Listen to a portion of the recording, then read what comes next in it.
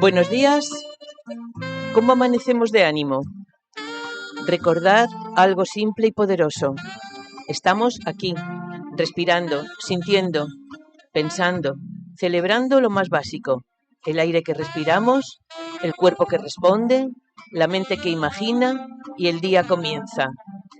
No esperéis, queridos compañeros y oyentes, que todo sea perfecto para sonreír. Elegid una actitud amable con vosotros mismos y permitid que lo pequeño os mantenga el ánimo alto. La Voz de Vida, el programa que comienza en este momento, va a intentar colaborar a esas pequeñas cosas que os den bienestar.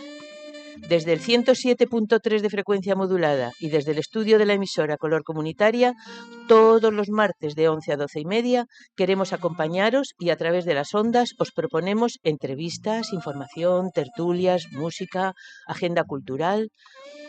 Este mundo parece que se nos va poniendo feo, pero nosotros vamos a seguir haciendo radio, intentando alegrarles un ratito. Este programa se ve en directo también a través del canal de YouTube, en la página web de la emisora Color Comunitaria.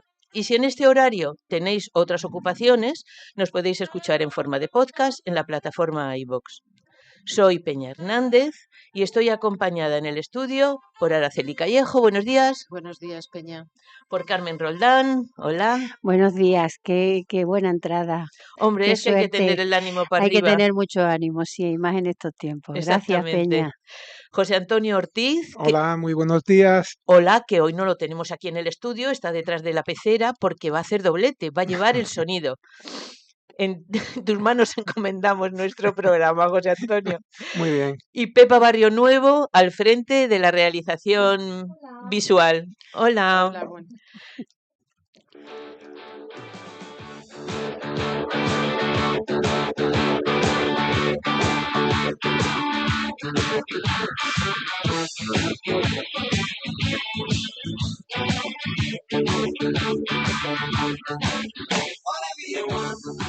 Hoy vamos a comenzar el programa echando la vista atrás, de la mano de Araceli.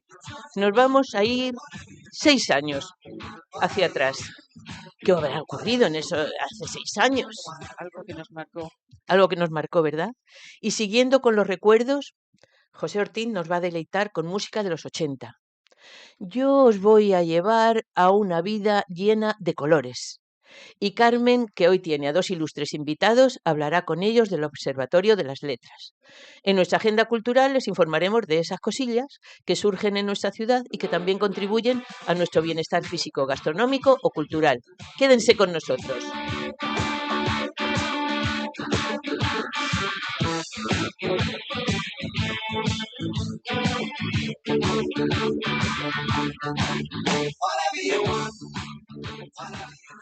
Bueno, pues con este ánimo alegre vamos a ver, Araceli, ¿qué nos sucedió, hija, hace 6 años? Uf. Pues, en fin, yo iba a empezar con un largo silencio, pero la radio es muy difícil. Ese era el sonido de las calles 6 años atrás. ¿Lo recordáis? Claro, hija, que lo recordamos. Bueno, pero yo le voy a poner un poquito de sonido. A ver, José.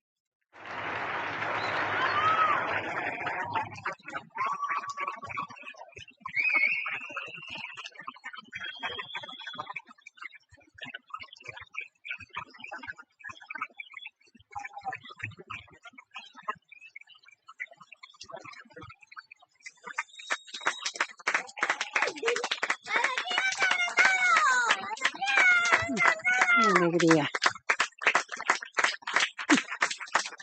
Y terminábamos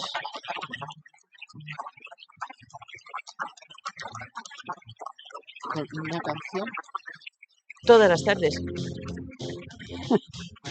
que se hizo viral.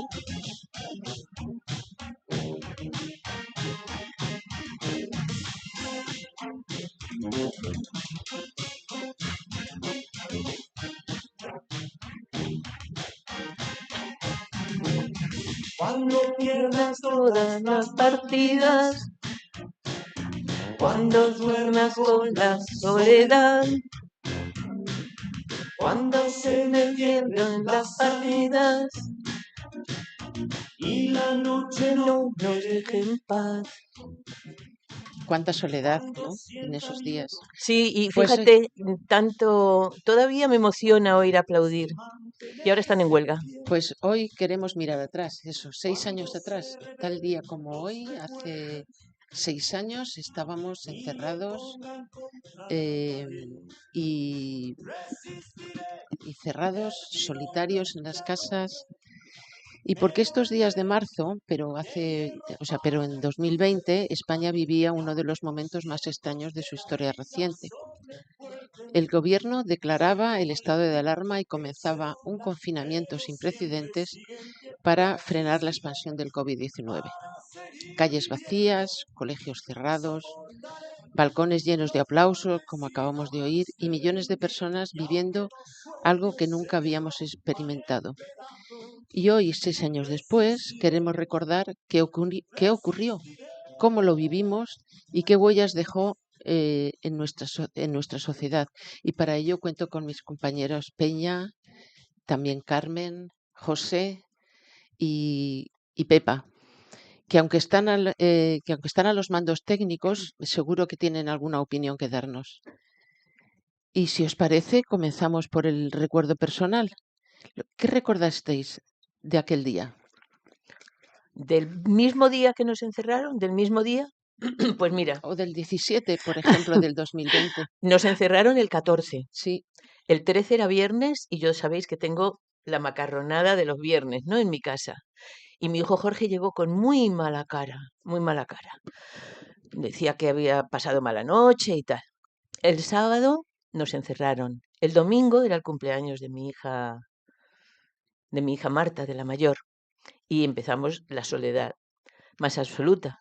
A continuación vino mi 70 cumpleaños, que lo pasé sentada en un sillón, más sola que la una, con un ramo de flores que me dejaron mis hijos en la puerta mis hijos, mi hermana Esther, en la puerta porque no vi ni al que me llevó las flores, y después, pues ya sabes, la ansiedad de qué ocurrirá, qué pasará, de la cantidad de gente que se moría, de no poder salir.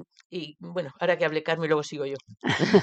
Sí. Que podía hacer un programa entero. Eso te iba a decir, Eso, que podías Carmen. estar ahí. Bueno, pues yo lo recuerdo también con bastante ansiedad, porque no se sabía si nos iban a encerrar, si no nos iban a encerrar. Mis hijos, 2 de ellos estaban en Madrid. Uno decidió quedarse todo el confinamiento allí solito en el piso, porque compartía piso con varias amigas. Todas volaron y él se quedó, digo yo, que en la gloria. Ya te digo. Y mi hija Carmen, pues, vamos, cogió creo que el último tren que salía para acá, y gracias a Dios la tuvimos con nosotros en el confinamiento, no estuvimos tan solitos. Pero bueno, yo no puedo decir que estuviera muy confinada porque pertenecía a un servicio de salud y yo estaba trabajando. Así Claro, que, claro, que os puedo contar que eso trabajando, te iba bueno, a sí que preguntar, que como inspectora de sanidad, ¿qué encomienda Mira, especial pues teníais mira, la vosotros? encomienda especial primero nos suministraron unos trajes que parecíamos astronautas, Sí. que ya ves tú, yo trabajaba montada en el coche y yendo de visita a distintos establecimientos alimentarios, sanitarios, de varias actividades. Y yo cuando me veía sola en mi coche, con aquel traje, con aquella escafranda, creo que se dice, Escafandra. escafandra, montada en el coche, yo decía, pero Dios mío, yo no me voy a contagiar a mí misma, pero claro, es que parecía que nos obligaban a todos. Y luego contaré algunas anécdotas también de las inspecciones, pero a ver mis compañeros qué dicen. José, tú que además viviste en cierta medida lo que supuso para el sistema sanitario y más concretamente para los sanitarios, ¿cómo lo vivisteis en vuestra familia? Bueno, yo te puedo decir que Virginia en ese momento pues se dedicó desde la casa al tema del control de las estadísticas de las personas enfermas, fallecidas y tuvo un periodo ahí muy, porque iba haciendo el seguimiento a nivel provincial de todos los centros de salud, de todas las residencias de ancianos, y todos esos datos los volcaban en una hoja Excel en la que llevaban las estadísticas y le supuso una época de muchísimo estrés. Y a mí, a título personal, pues te puedo decir que a nivel bueno, como trabajador de banca, pues nada, iba con mi certificado en el bolsillo por si me paraba la policía, porque te puedo decir, por ejemplo, que estuvieran al día cajeros en distintas oficinas y me iba moviendo de una oficina a otra. Fue una situación bastante caótica, fue muy loco. Fue muy, muy duro y mucha Sí, incertidumbre. mucho. Y vamos a meter una canción para que no sea todo virus, hospitales. eh,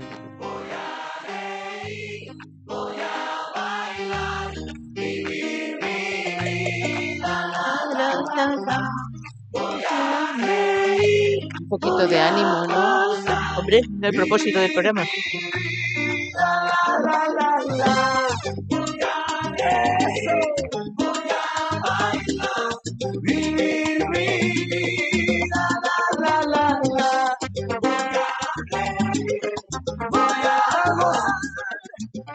Pues sí, durante semanas se trasladó prácticamente al interior de las casas toda la vida. Se teletrabajaba, como decía José ahora, se daban las clases online, se hacían videollamadas. En mi caso, como vivo sola y estaba sola, mis hijas en Madrid, cada una encerrada, pues era una manera de por lo menos vernos las caras todos los Claro, días, con la angustia videollamada. que suponía. Mis dos hijas trabajaban en un sector que se vino abajo, el sector cultural, con lo cual se quedaron sin trabajo, no podían Sí, pagar, fue no podía, catástrofe para muchos, n- no solo personal, porque también hay que decir que la cantidad de gente que murió, no, Claro, claro, hombre. eso es, vamos, Y, algo que no y yo tiene palabras. te puedo decir, Araceli, que lo mismo que Virginia, mi hija mayor, que sabes que es médico y es médico de familia, ella tuvo que asistir a domicilio con las escafandras que tú dices, pero además nos mandaba vídeos porque le daba miedo ir por la calle porque entonces no iban en ambulancia ni con conductor, iban a domicilio andando.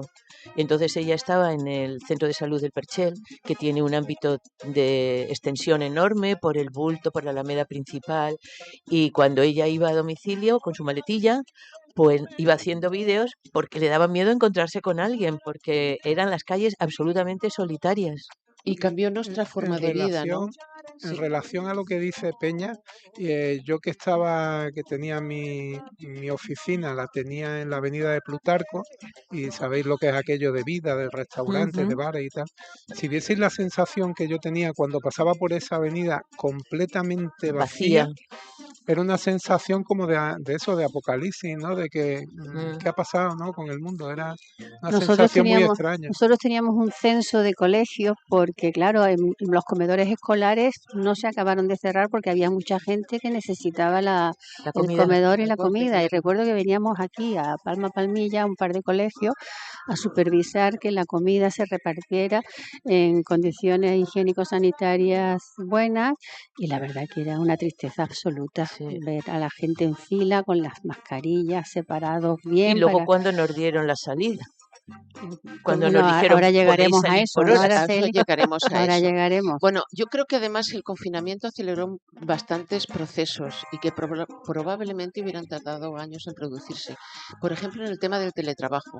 Se vio que se podía trabajar desde casa, se vio que no pasaba nada y que el espacio doméstico, pues además ofrecía Por distintas por supuesto, claro, las empresas se ahorraban un dineral en luz, se ahorraban un dineral en sí, pero mantenimiento y que lo pagara el que estaba en su casa teletrabajando. pero también suponía que para mucha gente que el teletrabajo ha sido una bendición, pues se demostró que se podía hacer. Sí, lo Y que entonces, pasa que eso tiene ya su segunda parte de que tú sabes que el El ser humano aislamiento. se acomoda y Ya. se relaja. En fin, Pero no vamos a también, meternos en esas pero, profundidades pero con el Fueron cambios, teletrabajo. es comentar cambios Pero que hubo. también nos dimos cuenta de que la tecnología servía para muchas Sí, cosas sí, y también que evidentemente. el espacio de la casa servía también para muchas Para cosas. hacer pan. Exacto, eso te iba a decir, para hacer Eso Pan pan, y es de pan. bizcocho, porque la bizcochos. harina era lo primero que se acababa en el súper, la harina y la levadura. Yo, como sabéis, mi Y el afición a la papel cocina, higiénico.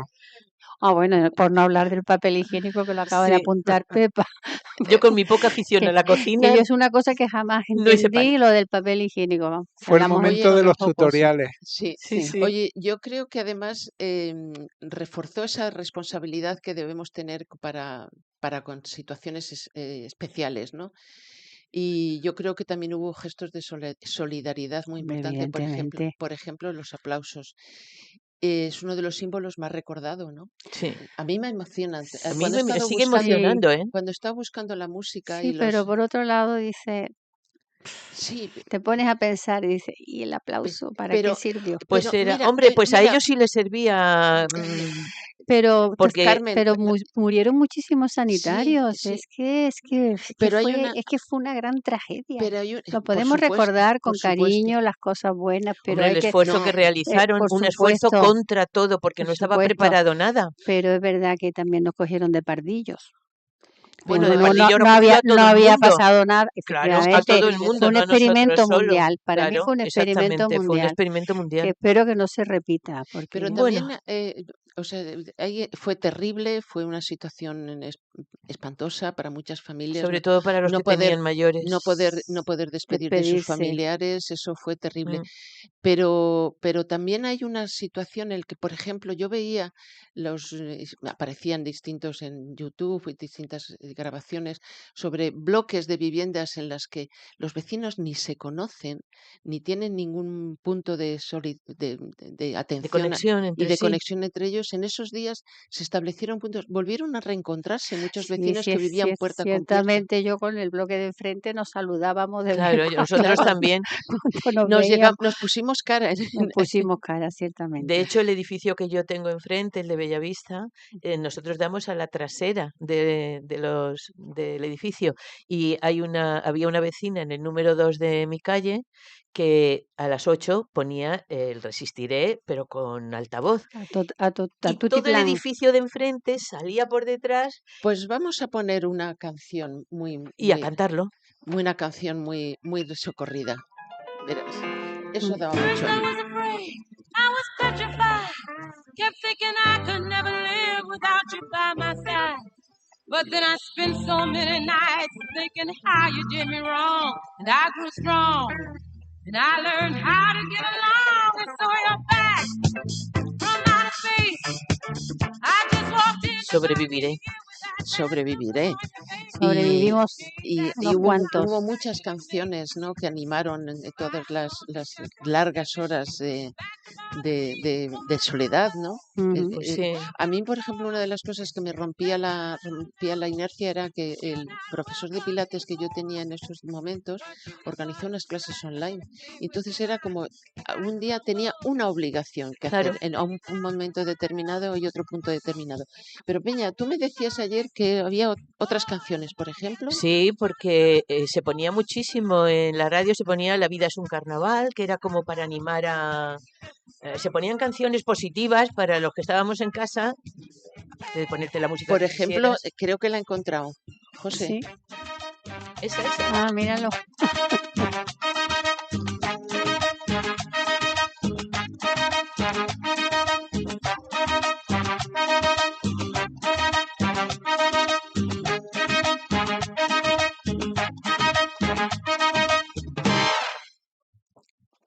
todo aquel que piensa que la vida es de ¿A Celia Cruz? Celia Cruz. Celia Cruz. Sí, bueno, pues voy a ir a las consecuencias. 6 años después, yo diría que dejó varias. Cambios en el trabajo, en la educación, también en la percepción del riesgo. La pandemia nos recordó que nuestras sociedades son más frágiles de lo que pensábamos. Efectivamente. Eh, Y hubo, te digo hubo- una cosa, yo soy muy pesimista y creo que no aprendimos nada, porque si vuelve a suceder, creo que, Hombre, algunas cosas. algunas cosas, pero confiamos en la ciencia, al confiamos en principio las nos vacunas. parecía que la persona, el ser humano iba Bueno, a el ser ser más humano es más bueno, difícil. pero te dejo, Eh, Araceli. y durante siguió con mucha, o sea, desde luego la gente siguió mucho con más la actualidad científica y sanitaria. Estábamos pendientes. Sí, Y eso es desde la cierto. sanidad nos dejó lecciones importantes, la importancia de la prevención, de la investigación científica y de contar con sistemas sanitarios fuertes. Totalmente. Y para terminar, me gustaría hacer una breve reflexión. 6 años después, han quedado 6 años de confinamiento que cambió nuestras vidas durante semanas y que dejó una huella profunda en nuestra sociedad.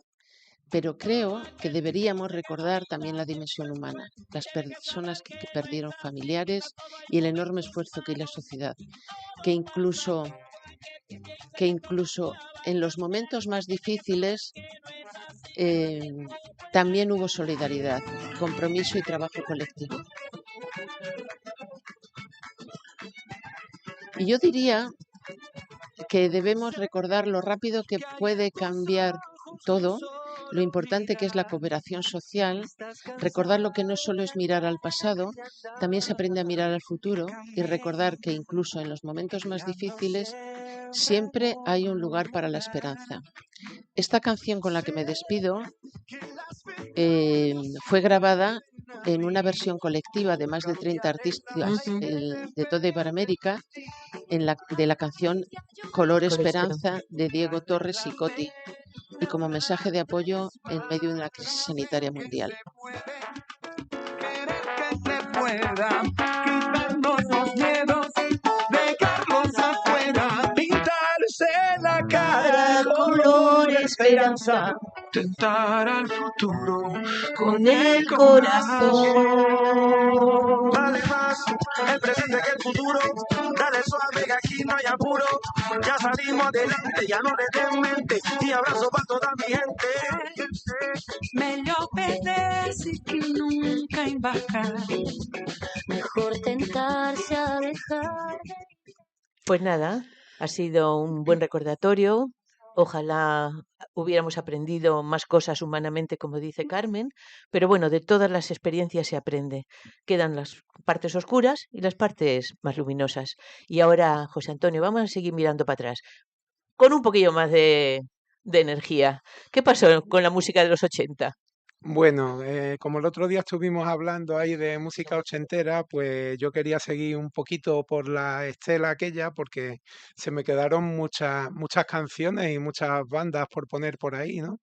Y, por ejemplo, hay una banda que a mí me gusta mucho que estaba formada por Kurt Smith y Rolando Orzabal, que bueno, empezaron su andadura allí en el año 81 y fueron una banda que desde el principio tuvieron mucho reconocimiento, y esta es una de las canciones, la que abría su primer disco, The Hearting.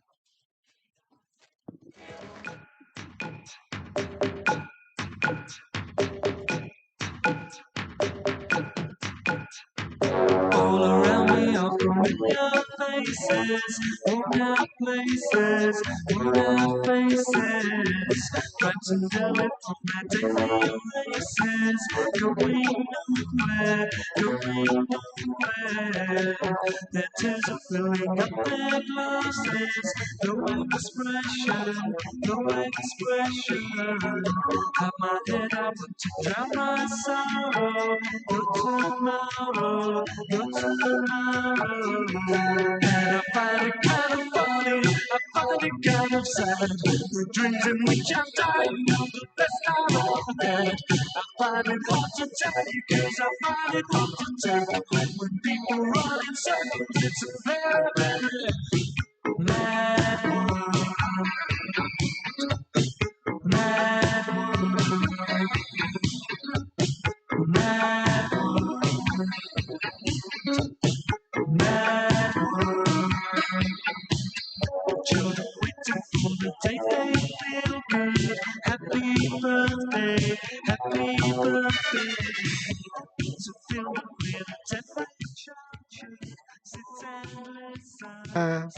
esta fue una de las bandas que bueno, que tuvieron, perdón, muchísima influencia en los años 80, que tuvieron cantidad de hits como canciones, yo que sé, os diría Shout, el Everybody Wants to Rule the World y muchísimas otras que todos recordáis, pero yo quería poneros este primer tema que abría su primer disco, que por cierto hay una serie de estas que la tuvieron como sintonía y que muchos críos han llegado a esta canción y a esta banda a través de ellos.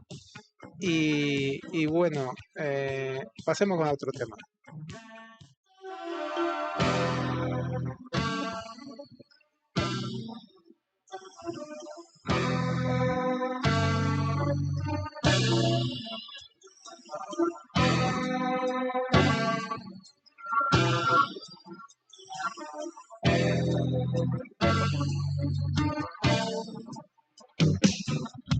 Please be careful, it's never careful till it hits the gun. She will always pay the bills for the having big fun. He talks so well, what can you do? It's pretty plain, he means it too. I don't want to sell you lies, I only mean to do you right. But I'm a simple slave of appetite, I'm a poor slave of appetite. Hunger howls, hunger's red, hunger stays till it's fed. Then it somehow fades, then it somehow leaves your side, depending on its appetite, depending on your appetite. Este era otro de esos grandes grupos británicos. Este tema pertenecía a su segundo LP que se llama Steve McQueen, que de hecho tuvieron sus más y sus menos con el Steve artista McQueen. en la época por el hecho de Por el utilizar, genio que tenía, además. por el hecho de utilizar su nombre. Fue una banda que tuvo muchísimo éxito en los años 80 y bueno, yo os puedo decir que algún amigo mío tenía este disco, lo tenía puesto siempre en su tocadisco y lo quitaba, ponía otro disco y volvía a ponerlo y era el disco que estaba siempre puesto. Y yo lo recomiendo, que es una maravilla de disco, Sí. Steve McQueen de Prefab Sprout. Y bueno, vamos a pasar a otra banda que también hacía unos sonidos muy bonitos.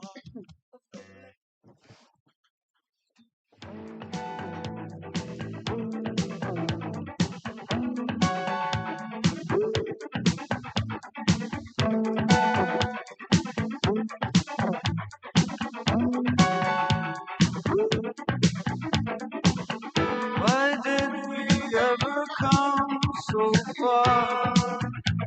I knew I'd seen it all before.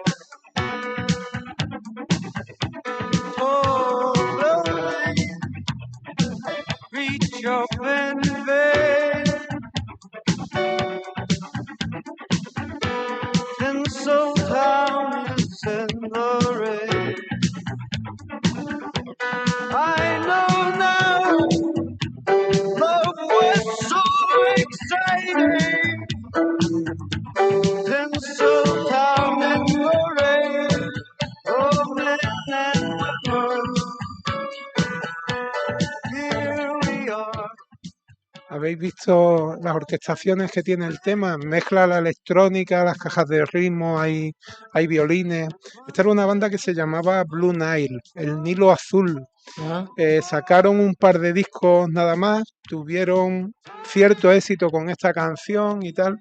Llegaron a estar en el número 28 en las listas holandesas. Se convirtió en una banda de culto.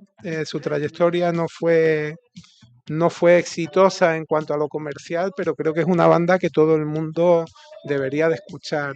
Eran muy interesantes, pero bueno, de Inglaterra aquí me permito una pequeña licencia y vamos a saltar a Australia.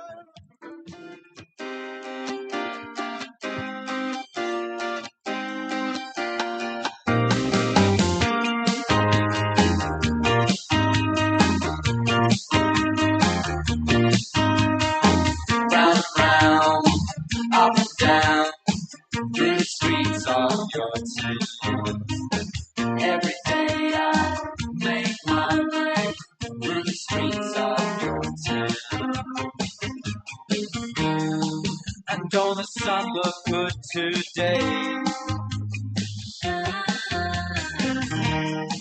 But the rain is on its way. Watch the butcher shine his knife. And this town is full of bad wives. Round and round, up and Esta era una banda australiana que se llamaba Go Between. Esta canción, Las calles de tu ciudad, Street of Your Town, fue una banda que bueno, se fundó en el año 77 en Queensland, en Brisbane, y tenía dos cantantes y guitarristas principales, eran Robert Foster y Graham McLennan. Tuvieron una época de mucho éxito. Ellos se trasladan al Reino Unido. La verdad es que hicieron muchos hits y una de sus canciones más conocidas es Street of Your Town, que no quería dejar de poneros. Y bueno, seguimos volviendo a Inglaterra, que sabéis que me gusta mucho.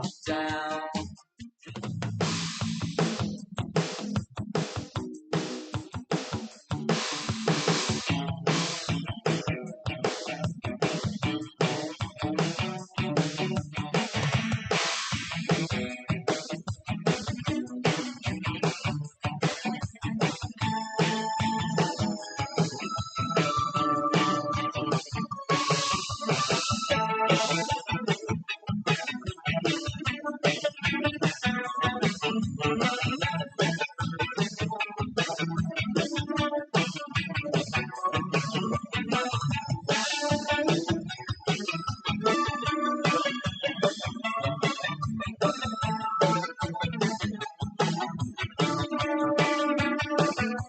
Show me how you do that trick. The one that makes me scream, she said. The one that makes me laugh, she said. Threw her arms around my neck. Esto sonará más, pero bueno, es de esas bandas que bueno, siempre han estado ahí. Los Cure me parecen una banda interesantísima me parecen Esa sí lo conozco, los de interesantísimos. Cure, sí. Locura. La Cura. O La Y Cura. esta canción pertenece a su disco del año 87, el Kiss Me, Kiss Me, Kiss Me, y fue uno de los discos que bueno, sonaron muchísimo en la época. Esta canción era Just Like Heaven, y fue una de las canciones de los singles de su disco y que supuso un pelotazo. Últimamente han estado tocando por aquí, por España, y siguen en activo, siguen en una magnífica forma, y bueno, yo creo que los Cure es una banda que siempre hay que tener en cuenta, pero también había muchas chicas muy interesantes como esta.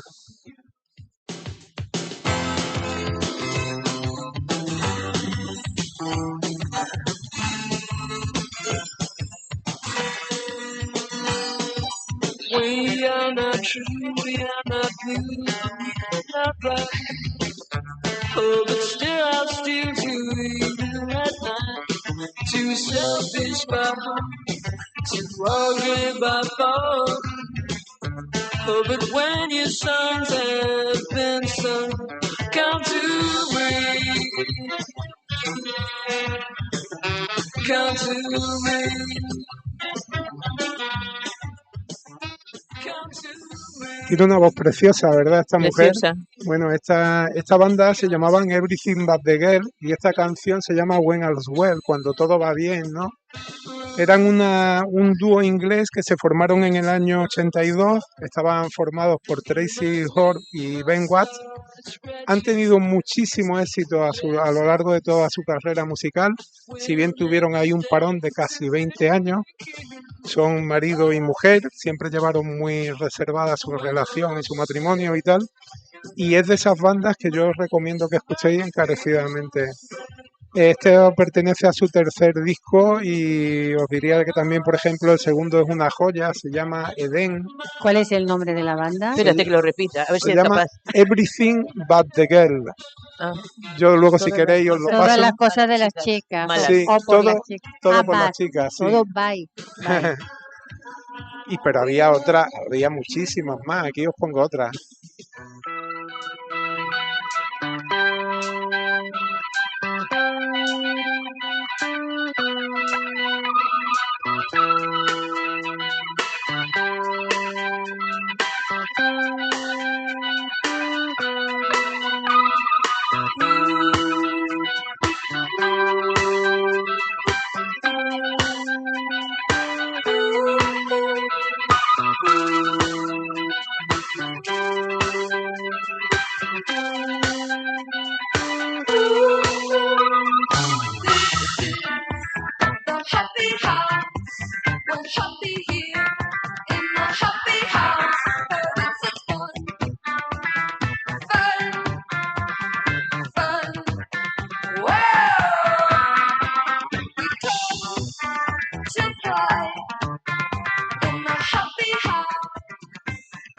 Esta chica es Siouxsie and the Banshees, y fue una de las bandas ahí, banda londinense, súper influyente en lo que fue toda la escena del rock gótico y demás, y bueno, influencia para muchísimas bandas que vinieron después, como los Cure, por ejemplo. De hecho, los Cure fueron una de las bandas de acompañamiento de Siouxsie en sus primeros años. De hecho, hicieron una gira en la que iban haciendo doblete, y Robert Smith, el cantante de los Cure, era guitarrista de Siouxsie y tal.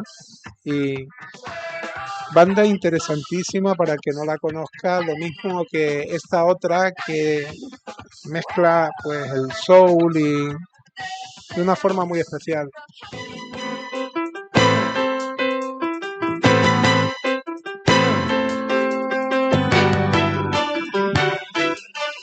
Está muy bonito, esta música preciosa.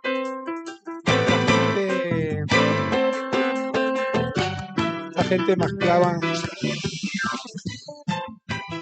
mezclaban el soul con el pop y lo hacían de una manera muy luminosa, muy brillante.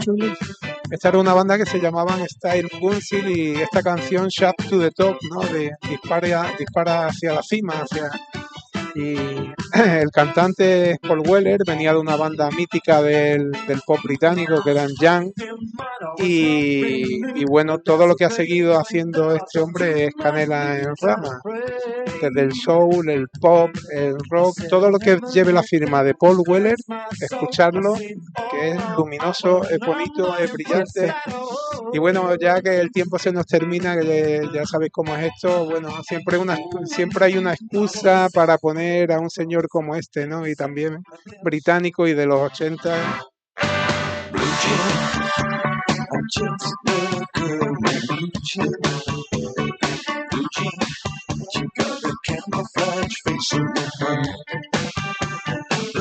Menos mal que ha acertado algo, José. Sí, es verdad que tiene una voz. Lo ha acertado, querida Carmen, y efectivamente cualquier excusa es buena para poner a Bowie. Para mí, yo creo que no se puede decir nada de él. De él me gusta como los cochinos, todo, hasta los andares. Lo quiero todo de Bowie. Creo que es el artista más influyente de la historia del rock del siglo XX. Y más camaleónico. Y nada, quería despedir la sección con él. Estupendo. Pues, fantástica selección, José, como siempre, ¿verdad, Peña? Sí. Muchas gracias por ponernos al día. Al día de los años 80. Al día de los 80.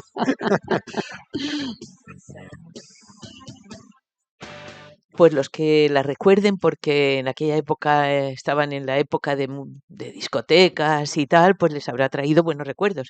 Y a los que nos recuerdan que en esa época estábamos cuidando niños, como no te quiero ni contar, pues nos han alegrado la mañana. Así que yo sigo como os prometí, os voy a llevar a un mundo de colores, porque veréis, nada es verdad ni es mentira. Todo es según el color del cristal con que se mira. Así escribió el poeta español Ramón de Campoamor, recordándonos que la realidad no siempre es absoluta. A veces lo que creemos ver depende del filtro con que miramos al mundo. Y si existe un filtro poderoso, ese es el color. Y de eso quería hoy charlar con vosotros, del color. No es blanca ni negra, es de colores. La vida es de colores. Muchos colores. No es blanca ni negra, es de colores. La vida es de colores. Muchos colores.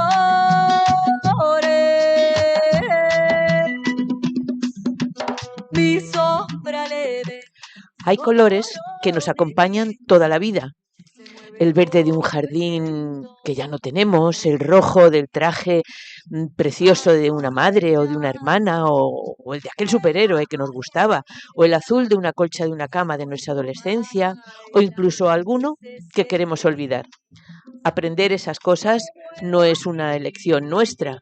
Ocurrieron y quedaron registradas, de modo que cuando volvemos a esos colores, en una camiseta, en una pared, en un atardecer, algo se mueve dentro, sin que nos dé tiempo a pensar. El color no existe realmente en los objetos, no está en una flor, ni en el cielo, ni en las prendas de vestir, ni en las paredes. El color es una interpretación, una experiencia que ocurre en nuestro cerebro. Isaac Newton nos ayudó a entenderlo con uno de sus experimentos célebres. Hizo pasar un rayo de luz por un prisma de cristal y reveló algo sorprendente. La luz se descomponía en tonalidades distintas. Así aprendimos que la luz se compone de ondas de distinta longitud y que cuando la luz rebota en una materia determinada, una manzana, una flor, esta mesa que tenemos aquí, absorben todas las longitudes de onda menos una. Y esa es la que corresponde al color que nosotros percibimos. Por tanto, el color no está en la materia, no está fuera. El color se forma dentro de nosotros. Nuestro sistema visual, a través de millones de células sensibles a la luz en la retina, convierte la energía luminosa en señales eléctricas en el cerebro. Este interpreta y en ese instante aparece algo que no solo es físico, también es emocional, porque los colores no solo se ven, también se sienten. En los mapas del cielo el sol siempre es amarillo Me encanta esta canción. y la lluvia o las nubes no pueden velar tanto brillo. Ni los árboles nunca podrán ocultar el camino de su luz hacia el bosque profundo de nuestro destino. Esa hierba tan verde se ve como un manto lejano que no puede escapar, que se puede alcanzar solo con volar. Frank Jackson, en la década de los 80 del siglo pasado, propuso un experimento mental. Imaginemos a una científica que sabe todo sobre la física y la neurociencia del color, pero que por lo que sea, ha vivido siempre en un mundo en blanco y negro. ¿Qué ocurriría si un día abandona ese mundo y se encuentra, por ejemplo, con una manzana roja por vez primera? Aunque, como ya he dicho, ella conociese toda la teoría, experimentará algo nuevo que en ningún libro le habrá enseñado antes. ¿Cómo se siente el color? A esa experiencia subjetiva e intransferible los filósofos la denominan qualia, es decir, cómo sentimos desde dentro. La ciencia aún no entiende cómo nuestro cerebro genera experiencias tan ricas y subjetivas. Lo que sí sabemos es que esa experiencia no están hechas solo de información sensorial, que tienen más ingredientes. El cerebro, simultáneamente, además de registrar las longitudes de onda que refleja una superficie, procesa su textura, su olor, su sabor si se trata de algo comestible, incluso la temperatura ambiente y la compañía de quien nos rodean en ese momento. Al mismo tiempo que procesa todo esto, genera una reacción emocional casi instantánea, de que si lo que estoy viendo es agradable, amenazante o neutro. Además tiene el cerebro otra capacidad admirable, vincular todo lo que registra. Lo almacena como una única experiencia, de manera que cuando uno de esos elementos aparece, los demás se activan con él. Los colores producen respuestas emocionales sistemáticas. Marrón como el café por la mañana, rojo se pone el cielo en tu ventana, azul el mar de tus pupilas, negro en mi corazón cuando me olvidas, amarillo por cuando me pongo pillo, blanco cuando pones cara de angelito, rosa mis mejillas se encienden y como decía Lorca verde que te quiero verde, aunque de todos los colores si tengo que elegir mi favorito es el verte. Como el naranja eres mi vitamina C. El rojo se asocia con emociones de alta activación, puede evocar amor, pasión, energía, ira e incluso peligro. Las señales de tráfico que indican peligro, todas Van en rojo. van en rojo. El azul nos habla de calma, confianza, profundidad, incluso distancia. El verde suele recordarnos la naturaleza, el equilibrio, la vida.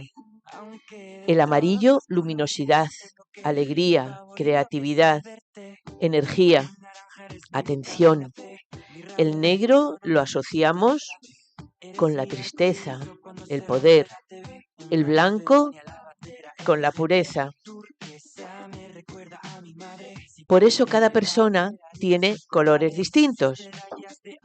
Elegimos colores para vestirnos, para decorar nuestros espacios, para expresar en cierta manera algo de nosotros, a veces sin decir una palabra.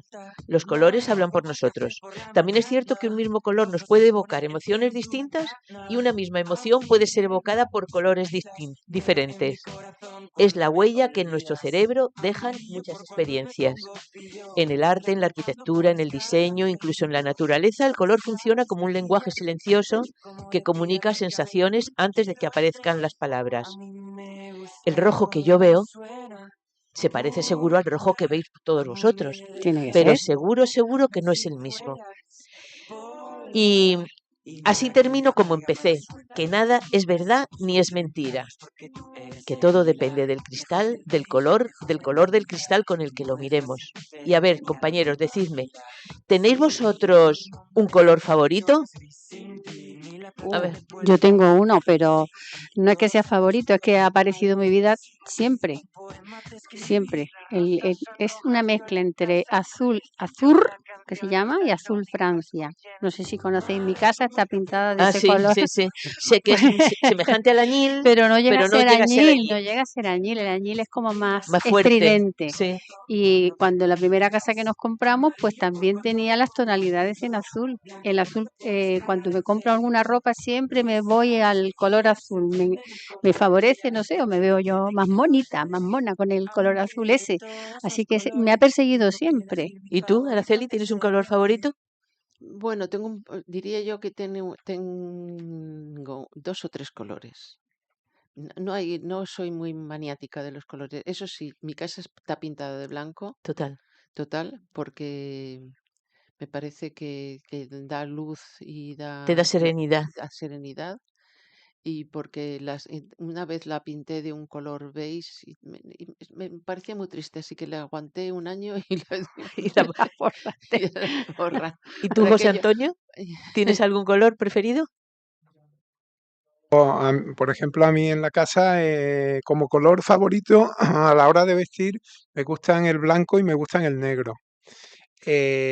Luego, en la casa, por ejemplo, como estabais diciendo, yo la he tenido pintada en colores y tal, pero ahora mismo lo tenemos en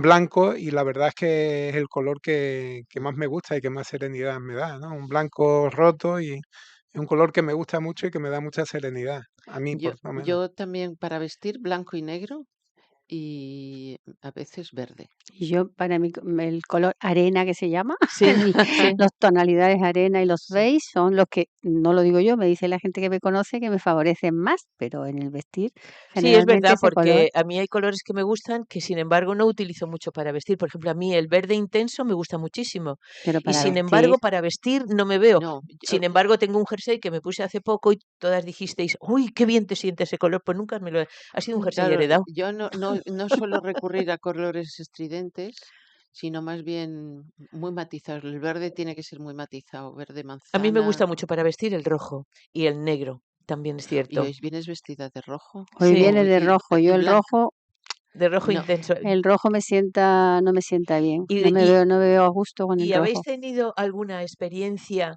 que en la vida que os recuerde un color o que un color os recuerde una experiencia? Pues mira, si hablamos de color blanco, el blanco, Mm. porque la nieve me encanta y lo asocio siempre que tengo algún recuerdo bonito, siempre me voy a los recuerdos de haber estado en la nieve, fíjate. Yo el verde de los bosques. El verde de los bosques. Yo Claro, tú es tengo que eres una... senderista 100%, claro, Y soy de pueblo y rural. y rural. Y entonces por eso a mí el mar me da mucha intranquilidad. Ah, No, Uy, a mí el mar vamos, me da un miedo horroroso, horroroso. porque el agua, como decía el padre de una amiga mía, inunda las calles, ahoga a las personas y hunde los barcos. Entonces, yo de tierra firme y ese color tierra y ese color sí. verde de los montes, incluso del sembrao Sí. ahora, tú haces una foto en mi Bueno, eso pueblo está genial. y tienes los colores verdes del trigo de invierno. Mm. Ahora empieza dentro de poquito la cebada, que es un tono más clarito, y el marrón, ese marrón del barbecho, Sí. esos colores me Bueno, y a la chiflan. gente que estamos en Málaga, el azul del Del mar, mar, ¿eh? claro, El azul claro. del mar. Es una experiencia que eso no se olvida. A mí también, Es que, José, perdona, pero yo soy de pueblo, pero a mí del interior. mis raíces, Claro, el secano, la tierra del secano, A a mí mí me, siempre me impacta mucho porque la llevo como dentro de mí, indiscutiblemente. Y, y luego yo tuve una experiencia visual que no sé muy bien si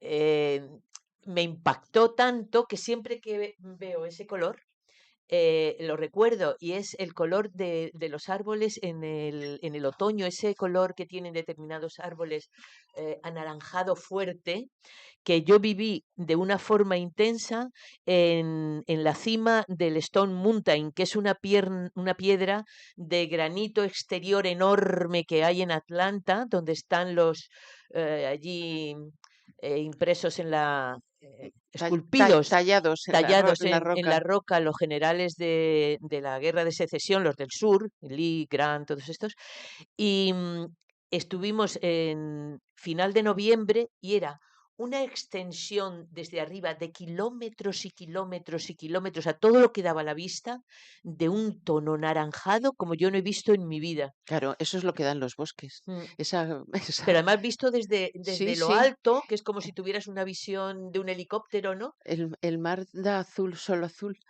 Exactamente. oye, y el blanco de mi Sierra Nevada de Granada. Ah, Ah, bueno, sí, mira, que no sé, sí. que se nos va el tiempo y no quiero que se pase esto. Si tu carácter fuera un color, ¿qué color le pondrías? Oh, yo creo que blanco.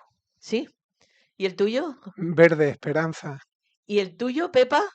Yo como José Verde también. Verde esperanza. Y si vuestra vida fuera un cuadro, ¿qué colores predominarían en él? Pues tengo que reconocer que diversos. Una ya larga vida Mm. que he llegado hasta aquí, pues tiene muchos verdes, muchos azules de serenidad, algunos, no voy a decir bastantes, algunos negros, muy negros, y, y en general, bien, bien, Una paleta de armónico de colores. El colores. mío tendría azul porque Mucho mi azul. mujer y mi hija son de Málaga y esto tiene mucho mar y mis padres eran onubenses y mi Huelva es marinera y tendría mucho azul. ¿Y el tuyo, Pepa? Pues, ¡hala! Se cayó el micro. Pues yo, sería un cuadro de muchos colores. Muchos colores rojo, amarillo, verde, azul,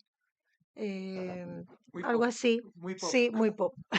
Sí, yo creo que si yo describiera mi vida en un cuadro, también sería un cuadro tipo Kandinsky, ¿no? Lleno de esferas, cuadrados, triángulos, líneas paralelas, líneas que se cruzan, rojos intensos, azules, rosas, negros, grises. Es decir, Kandinsky, tipo Miró, ese tipo de cuadro así que tiene Sí, mucho colorido. exactamente. Y la verdad es que la vida, compañeros, quizás sea eso, ¿no? Resumiendo, un gran cuadro donde cada uno vamos poniendo nuestro propio color. Entre recuerdos, emociones, la vida siempre tiene más de un color. y también nos lo ponen. Y también, claro, por supuesto, no solo lo ponemos nosotros, nos lo ponen los demás. Y con esto cerramos con un poquito de una canción y pasamos al noticiario de las 12.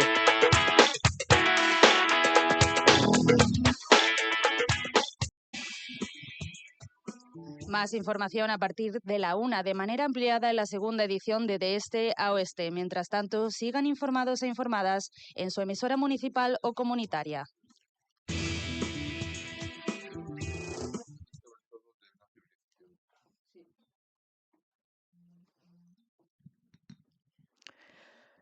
Volvemos de nuevo con ustedes después de las noticias agradables que nos ponen el humor que intentamos nosotros mantener alto, un poquillo más bajo, pero ahora Carmen, que ha venido con 2 invitados ilustres que ella misma os va a presentar, nos va a llevar al mundo de las letras. Hemos estado en el mundo de la canción, en el mundo de los colores, en nuestra retrospectiva de 6 años atrás, y ahora, Carmen, te cedo la palabra. Pues muchas gracias, José, cuando quieras.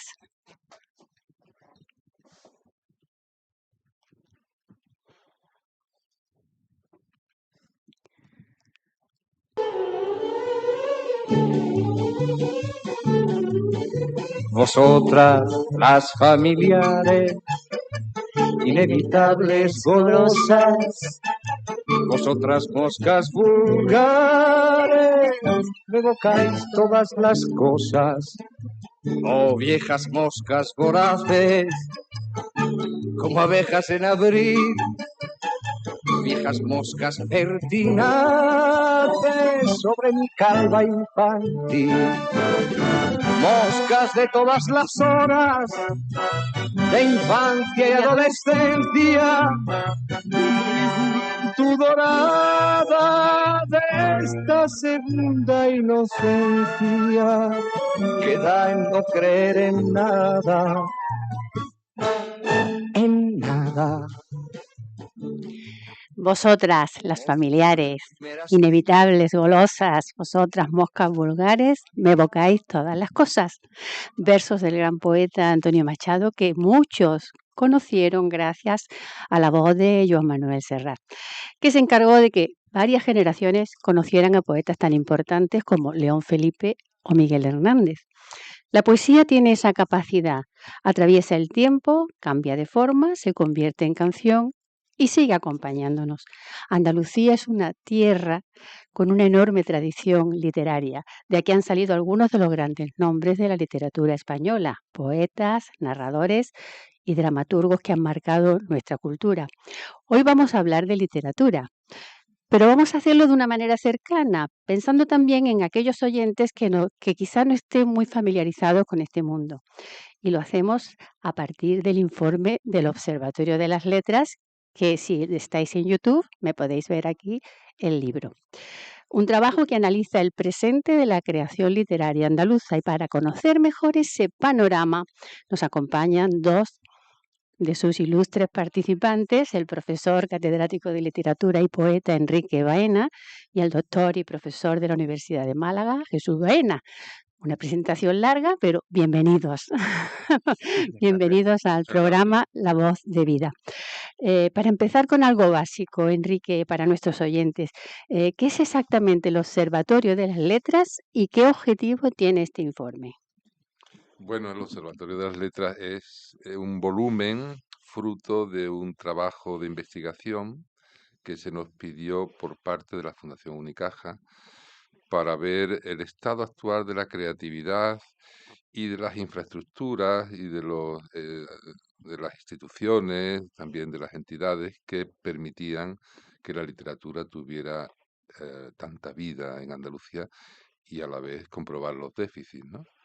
Ese proyecto pues fue cuajando, finalmente salió muy bien, y en ese salir bien estudiamos los géneros literarios en Andalucía, cómo estaba su actualidad, estudiamos las instituciones editoriales, bibliotecas, la enseñanza también, en fin, lo estudiamos todo con grandes cuadros, además de estadísticos, y a partir de, y bueno, y también, claro, comentarios y análisis, ¿no? Y a partir de ahí la Fundación nos pidió que se convirtiera en un volumen, que es el que Es el que tiene tenemos sobre la aquí. mesa, y en ese volumen, pues un equipo de expertos, ¿no? Entre ellos Jesús, que yo he coordinado, pues profesores, escritores, Antonio Soler, por ejemplo, y otros, pues hemos conseguido dar forma a un retrato, a una fotografía, digamos, bastante completa, pero claro, no completamente, no absolutamente Claro completa. que no es una fotografía estática, No es porque esto se estática. irá renovando, se supone, ¿no? Sí, Luego hay un otro volumen, así hay después capacidad para otro volumen. Bueno, es que nunca se puede hablar de que las cosas sean exhaustivas, ¿no? Somos universitarios y sabemos que todo va ampliándose, que la realidad es muy amplia y no se puede recoger en un volumen, ¿no? Y bueno, pero aún así, pues hay una fotografía muy completa del estado actual de la literatura en Andalucía en todas las dimensiones de esa institución que es la literatura, que está en la universidad, que está en los ateneos, que está en las bibliotecas, que está Sí, sí. ahora aquí en la radio Sí, ahora hablaremos y que también está en todas de partes. ello, porque una preocupación frecuente en los jóvenes, y me voy a, ¿cómo se dice? Referirme a ti, querido Jesús, como profesor joven que eres. eh, una preocupación frecuente es que los jóvenes leen menos. ¿Tú detectas en tu entorno que ese axioma es así? ¿Cómo se forma un lector? ¿Dónde podemos formar a un lector? Y Bueno, es una cuéntame. muy buena inquietud, muy buena pregunta.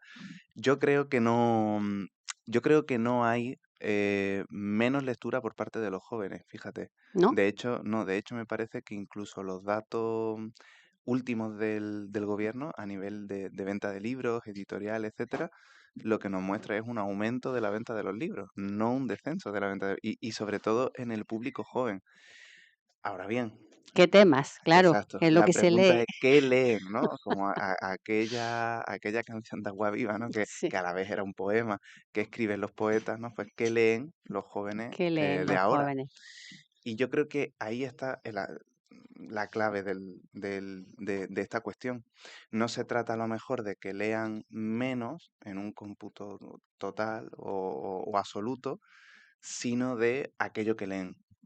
Y eso que leen, si no, por ejemplo, nos referimos a los grandes clásicos o a una literatura que puede ser más, ¿cómo llamarlo? Quizás más constructiva o más consustancial para la propia idea de la humanidad, pues ahí probablemente sí que haya una menor lectura por parte de los jóvenes. Quizás a los jóvenes ya no les interesa tanto leer a Homero o leer a Píndaro o leer a Garcilaso, ¿no? Sino que a lo mejor leen a autores que son bestsellers, que son Javier Castillo y todo este tipo de con esta todo, generación de con todo mi autores que hay respeto, ahora, porque además con Javier todo Castillo nuestro es respeto, malagueño, o con sea, todo nuestro que me respeto, alegra mucho por el efectivamente, sí, éxito de un sí, conciudadano, de un vecino, sí. pero claro, evidentemente seguro que el propio Javier estará de acuerdo en que hay una cierta distancia entre la literatura suya y la de Píndaro, o sea, no es una cosa...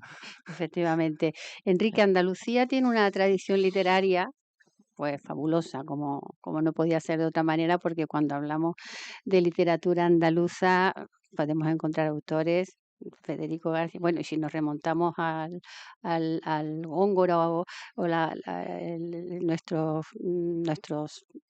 Clásico. ilustres clásicos del siglo de oro. Pero en Andalucía, ¿de qué estamos hablando exactamente? ¿Hay una sensibilidad propia en la literatura andaluza? Bueno, es un fenómeno bastante complejo, ¿no? Es que hay que remontarse muy atrás en, en lo que podemos considerar la devotio ibérica. Es decir, que en los tiempos remotos, los antiguos pobladores de la península ya creían en algo que era absoluto, en una cosa absoluta. Esa idea permitió que cuajara muy bien, por ejemplo, el cristianismo. La idea del cristianismo es una idea muy poética, es una idea, y especialmente en Andalucía, un cristianismo que estaba lleno de fiesta, folclore, que es lo que vivimos. Ahora vendrá la Semana Santa. Esa larguísima, ¿no? y Ujú. secular tradición, pues tiene que ver con un sustrato meridional en el cual, digamos, cantamos al misterio de la vida. Y ese canto al misterio de la vida, ya en la civilización más desarrollada, se hace poesía, ¿no? Quizás interviene también el sur, el estar al lado del mar, el clima. Por supuesto, interviene la geografía, interviene todo, ¿no? Interviene el sentido arcaico de nuestra civilización, que es el Mediterráneo, ¿no? Pero el Mediterráneo como un lugar de mestizaje, De porque tránsito. primero fueron los fenicios, después fueron los griegos, Antes estábamos aquí con los tartesos, ¿no? Ujú. Y luego, paulatinamente, ahora hicimos el descubrimiento y ahora el descubrimiento se nos vuelve para nosotros, ¿no? También los hispanoamericanos están presentes. Es decir, que ese mundo andaluz está lleno de poesía porque hay un deseo grande de celebrar el misterio a través de la religión, pero también a través de los relatos que no A través son religiosos, de de la la palabra, palabra, el porque la verbo. religión son los relatos o la poesía en la que creemos. Sí, Pero acabo hay de otra que no, es todo literatura al final, ¿no? todo, al final es todo. Por Eso. eso te he recordado que, claro, muchísimos grandes poetas del siglo XX pues nacieron en Andalucía. Entonces, la tradición del 27 sigue incidiendo en los autores de hoy. Sí, ¿Crees que hay? yo creo que sí. Ahora viene la conmemoración del centenario Ujú, del ujú, 27 ujú. y la ciudad de Málaga fue importante. O sea que aquí hay una memoria colectiva en las minorías culturales que le deben mucho a aquel brote fundamental que fue la revista Ambos, Ambos, luego la revista Litoral, Alto luego Laguirre, aquellos malagueños maravillosos como Emilio Prado, José María Hinojosa, Alto Alto Laguirre, Laguirre. Subirón, etcétera, ¿no?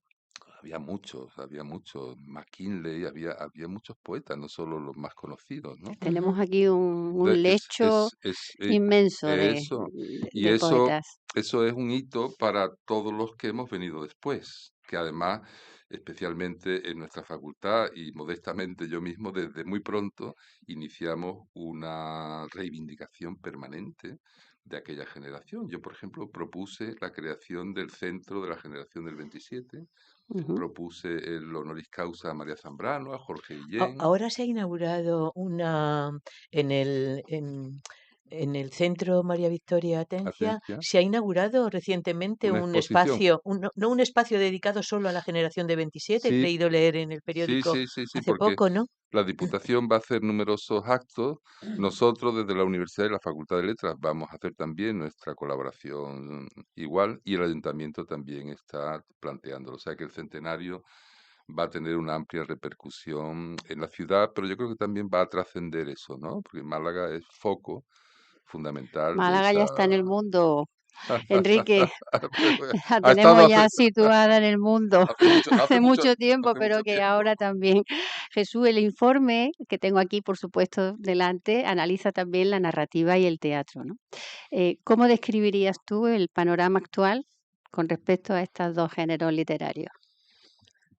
Pues, a ver, en realidad, como el propio también Enrique estaba diciendo, dentro de la literatura al final todo se mezcla un poco, ¿no? Y en este sentido yo siempre prefiero referirme más a lo poético como la acción literaria o creativa que a lo genérico. Pero si concretamos en los géneros, bueno, naturalmente pues, hay un autor ahí muy destacado, el propio Antonio Soler, que participa del observatorio, pero también está, por ejemplo, Juan Francisco Ferré, que también es profesor allí en la universidad, entre otras tantas voces que son muy destacables en la narrativa, naturalmente. Lo mismo pasa en el teatro. La última vez que nos vimos hablábamos, ¿no? de que sin embargo conviven con otras realidades que en este sentido en el observatorio quizás no hemos recogido porque no consideramos que sean representativas de las últimas décadas de la literatura, pero claro, el estado actual de la narrativa del teatro, ¿cuál es? Pues que conviven con esa escena de, mm, de transición quizás, no sé cómo llamarlo muy bien, de momento en el que las personas no están buscando a lo mejor reencontrarse consigo mismos, reencontrarse con esa universalidad, con eso absoluto de lo que hablábamos, sino con algo mucho más circunstancial. Y es cierto que, por ejemplo, en el caso de la narrativa, siempre ha tenido cierta tendencia a, es decir, lo prosaico siempre representa más la circunstancialidad que la universalidad. Ujú. Pero quizás ahora mm, sea una, un pasatiempo mucho más que a lo mejor lo que entendíamos o tiene el riesgo, no que lo sea, ¿no? Pero que corre ese riesgo o que hay mucha presencia también de mucha literatura y de mucho teatro que a veces, ¿no? Pasa que el Pues, teatro también, como decía Enrique, hay mucha anonimia, ¿no? ujú. Entonces es muy difícil recoger también. Tú sabes que en el taller de escritura también hay anonimia de teatro y quizá algún día se represente en las obras que Ojalá, escribimos ojalá, los Los alumnos alumnos. contigo. ojalá. Porque la literatura no solo depende de los autores, Enrique, sino también de un ecosistema, el ecosistema que lo sustenta, ¿no? Además lo habéis reflejado muy bien en el informe, así que, Enrique, el papel que juegan la universidad, la editorial, las instituciones culturales en la vida literaria es fundamental, ¿no? Sí, sí, yo creo que sí. Mi teoría es que hay un espacio, una conciencia literaria que se asentó muy pronto y que está muy viva en la sociedad. Es decir, que la gente puede no saber quién es Lope de Vega, ¿no? Ni haber leído nada de Lope de Vega, pero solo el nombre de Lope de Vega o solo el nombre de Rubén Darío, pues ya significa algo. Es una, ¿cómo decirlo? Un síntoma de que está viva esa conciencia literaria en la sociedad. Entonces, desde ahí podemos considerar la literatura una institución invisible que penetra en todas partes, aquí en la radio, pero lo decía antes, pero penetra en las instituciones, penetra en los colegios, está en los colegios, está en la enseñanza, Las está en las librerías, bibliotecas, ¿no? Son está en las fundamentales bibliotecas, que también. son fundamentales, y está en la universidad que preserva de alguna forma la gran tradición para que se renueve la propia literatura. Es decir, lo que enseñamos en los clásicos que enseñamos en la universidad, pues lo son porque se explican en clase, no porque la gente lo lea, ¿no? Claro. Bueno, nos queda solamente una preguntita. Vivimos en una época dominada por Internet, eso es inevitable, y las redes sociales. Y el libro electrónico, evidentemente, también se está utilizando muchísimo, aunque no consigue que dejemos de leer en soporte papel, por lo menos yo. Eh, Os pregunto a los dos, os dais mutuamente la palabra, ¿qué creéis que está cambiando en la forma en que leemos o escribimos literatura? ¿Y qué pueden hacer las redes sociales para fomentar la literatura? Empieza Pues tú, empiezo yo Jesús. mismo. Pues mira, a mí era Platón. Más de una vez, yo no sé si alguna vez lo hemos comentado, pero bueno, Platón estaba estaba completamente en contra de los libros, porque para él era una aberración que la gente escribiese lo que pensaba, ¿no? Él consideraba que el verdadero pensamiento, el conocimiento se perdería cuando todo el mundo leyese en lugar de dialogar, como por ejemplo hacía Sócrates, ¿no? Como era su maestro. Ujú. Entonces, él pensaba que el conocimiento se acabaría con los libros, ¿no? Hoy en día consideramos que el conocimiento está en los libros y no en el diálogo. Y miramos Efectivamente. con mucho miedo los nuevos soportes como las redes sociales, la inteligencia artificial. A mi juicio, no hay nada que temer. Lo único que cambia son los soportes, como lo han hecho siempre, ¿no? Los propios libros han cambiado su soporte. Antes los libros solo lo tenían muy pocas personas que tenían acceso a lo mejor a los antiguos papiros, a los manuscritos. Luego con la imprenta cambia y todo se populariza, etcétera. Entonces no creo que cambie, sustancialmente no cambia nada. Cambian los tiempos, cambian realidades circunstanciales. En la manera de transmitir el conocimiento, Claro, lo que pero la cambia. creación literaria no va a cambiar, sigue siendo exactamente la misma durante todos los milenios, ¿no? Y brevemente, Enrique, ¿qué tienes que aportar? Sí, bueno, el soporte cambia, ¿no? Desde, que os digo yo, desde los chinos empezaron hace más de 3.000 años escribiendo en los caparazones de tortuga, ¿no? Y ya estamos esto líquido, ¿no? Ya tenemos la pantalla líquida. Sí. Sí, yo lo que creo también es que hemos entrado en una nueva era. Y la era, lo digital significa mucho, hay un cambio radical, ¿no? Ese cambio está por ver a dónde nos lleva, porque por una parte la inteligencia artificial es un mecanismo que ya no, que ya nunca parará. Se le dio al botón y eso ya nunca parará. No sabemos cuál es el desenlace de la inteligencia artificial, ¿no? Por otra parte, también lo comodón, es decir, que la inteligencia artificial es muy útil, pero también puede suscitar una extrema comodidad, pereza en la gente que remite a la inteligencia artificial su actividad y hasta sus poemas, ¿no? Por Mm. ejemplo. Pero, por otra parte, la inteligencia artificial es maravillosa, nos cura en los hospitales, tiene un adelanto maravilloso, ¿no? Es decir, que a mi juicio, como decía Jesús, la conciencia, la creatividad, el alma humana, lo que está dentro de nosotros, que los griegos decían que se comunicaba con todo con el firmamento, eso no puede cambiar. Por más Esperemos que no cambie.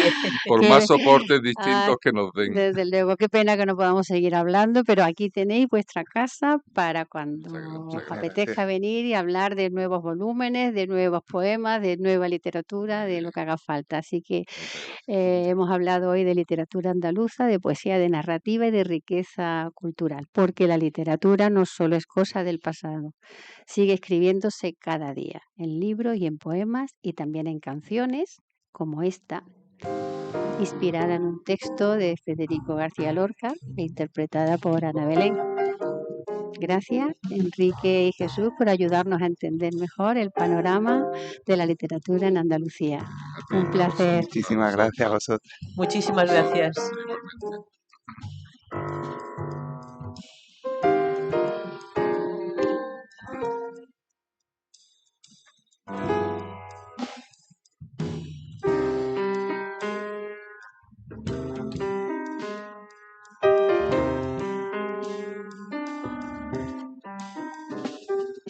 Lleva mi tarara un vestido verde lleno de volantes y de cascabeles.